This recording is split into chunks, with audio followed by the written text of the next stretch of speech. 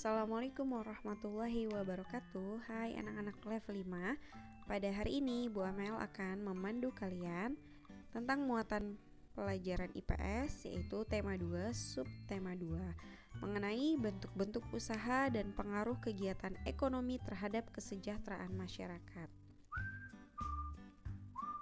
Sebelum memulai kegiatan pembelajaran pada hari ini, sebelumnya Bu Amel mau tanya, apakah kamu sudah paham dan tahu apa saja itu kegiatan ekonomi? Nah, kegiatan ekonomi itu ada 3. Yang pertama adalah produksi, yang kedua adalah konsumsi, dan yang ketiga adalah distribusi. Produksi adalah kegiatan yang dapat menghasilkan barang atau jasa, sedangkan konsumsi adalah kegiatan menggunakan atau memakai barang atau jasa. Kemudian yang ketiga adalah kegiatan menyalurkan barang atau jasa.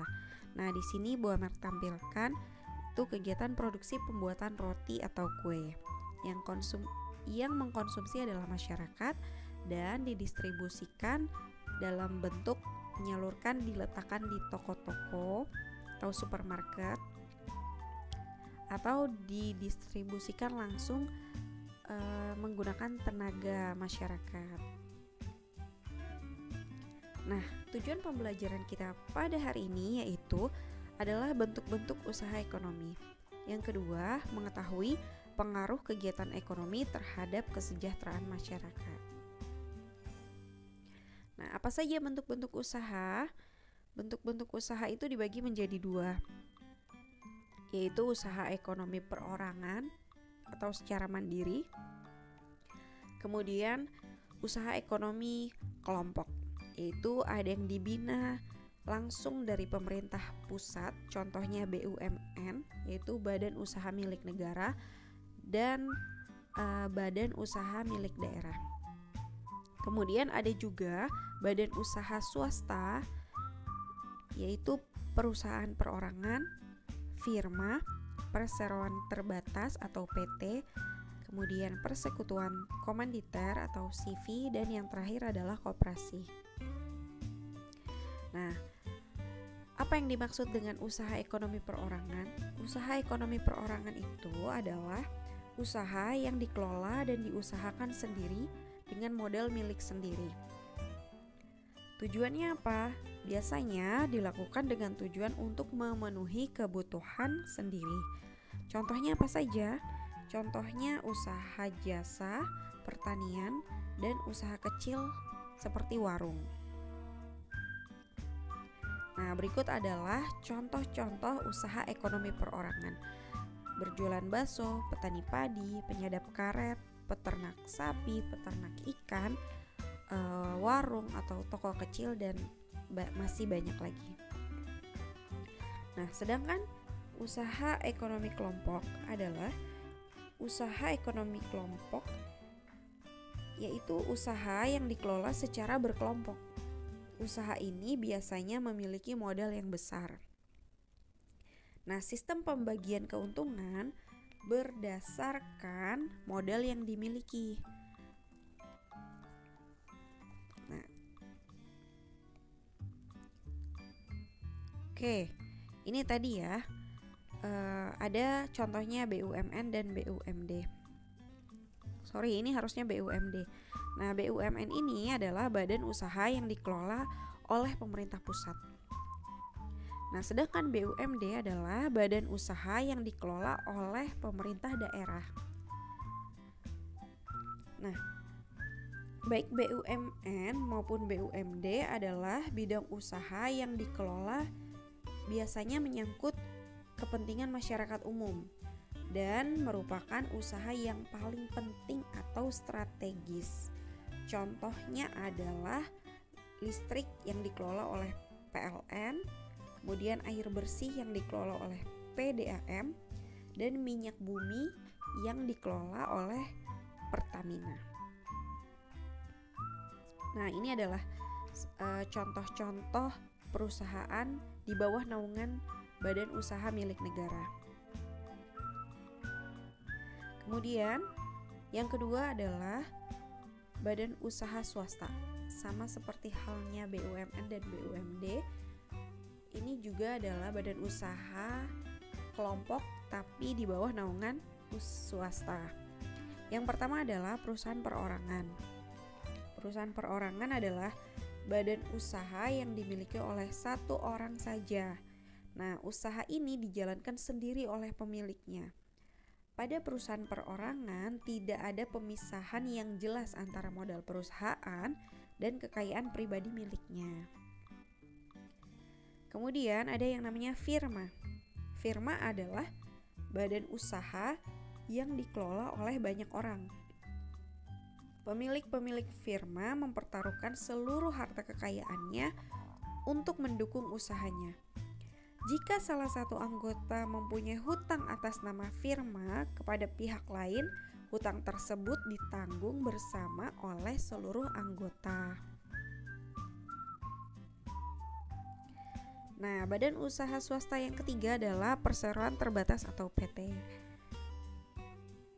Perseroan terbatas adalah badan usaha yang modalnya dihimpun dari beberapa orang dengan cara menjual saham. Pemilik saham sama halnya dengan pemilik PT. Jadi, jika PT mempunyai hutang, jaminannya hanyalah kekayaan milik PT. Nah, kekayaan pribadi pemilik saham tidak dapat dijadikan jaminan atas hutang PT. Yang keempat adalah persekutuan komanditer atau CV. Nah, dalam CV itu terdapat dua macam anggota, yaitu anggota pasif dan anggota aktif. Anggota aktif bertanggung jawab penuh terhadap CV dengan mempertaruhkan seluruh kekayaannya. Sedangkan anggota pasif tanggung jawabnya hanya sebatas modal yang ditanam dalam CV. Dan yang terakhir adalah koperasi. Koperasi ini adalah bentuk usaha bersama berdasarkan asas kekeluargaan. Tujuan utama koperasi adalah kesejahteraan anggota, sehingga koperasi adalah bentuk perekonomian yang sesuai dan tertera dalam Undang-Undang Republik Indonesia Pasal 33 Ayat 1 Tahun 1945 yang isinya membangun perekonomian nasional. Nah, berikut adalah contoh-contoh perusahaan badan usaha swasta seperti Unilever, Indofood itu merupakan perusahaan swasta. Kemudian ada firma, ada PT, salah satunya PT Indosat. Kemudian CV.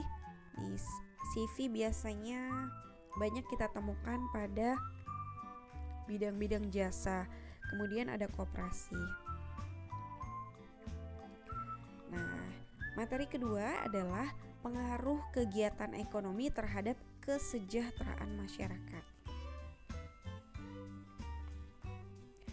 Nah, apa pengaruh kegiatan ekonomi terhadap kesejahteraan masyarakat? Nah, ada 3 faktor yang mempengaruhi kegiatan ekonomi untuk kesejahteraan masyarakat. Yang pertama adalah kebijakan ekonomi masyarakat. Yang kedua, pendapatan masyarakat. Dan yang ketiga adalah sumber daya ekonomi. Nah, apa maksudnya kebijakan ekonomi pemerintah? Pemerintah itu sebagai penentu kebijakan ekonomi. Kenapa? Kebijakan pemerintah yang berpihak kepada masyarakat akan berpengaruh terhadap kesejahteraan masyarakat. Contohnya, jika pemerintah melarang impor gula, impor itu maksudnya adalah masuknya barang dari luar negeri ke dalam negeri, dari luar negeri ke Indonesia, seperti itu ya. Di sini Bu Amel ambil contoh gula. Indonesia juga produksi gula. Nah, kalau pemerintah melarang impor atau masuknya gula dari luar ke dalam, agar petani gula yang di dalam negeri itu, yang di dalam Indonesia itu lebih laku di pasar. Nah, yang kedua adalah pendapatan masyarakat. Maksudnya di sini adalah jika suatu barang, produsen harus memikirkan pendapatan masyarakat.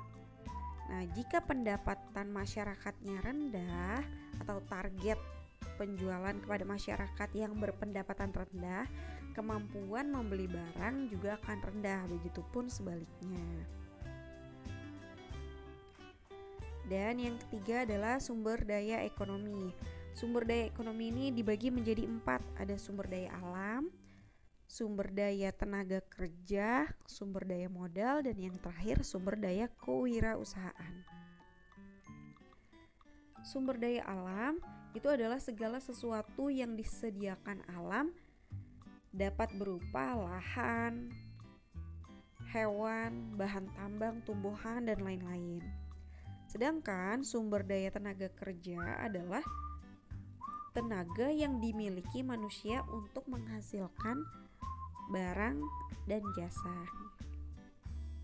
Ini biasanya SDM ya, sumber daya manusia. Nah, yang ketiga adalah sumber daya modal. Sumber daya modal adalah segala sesuatu yang dipakai untuk membantu menghasilkan barang dan jasa berupa alat atau mesin maupun uang. Dan yang terakhir adalah sumber daya kewirausahaan, yaitu keahlian seseorang untuk menggabungkan sumber daya agar menghasilkan barang dan jasa. Nah, pengaruh positif dan negatif terhadap kegiatan ekonomi pengaruh positif dan negatif kegiatan ekonomi terhadap kesejahteraan masyarakat. Nah, pengaruh positifnya adalah yang pertama mempercepat pembangunan nasional. Yang kedua, ini terciptanya lapangan kerja dan mengurangi pengangguran. Yang ketiga, meningkatkan pendapatan nasional. Dan yang keempat adalah meningkatkan kualitas sumber daya alam.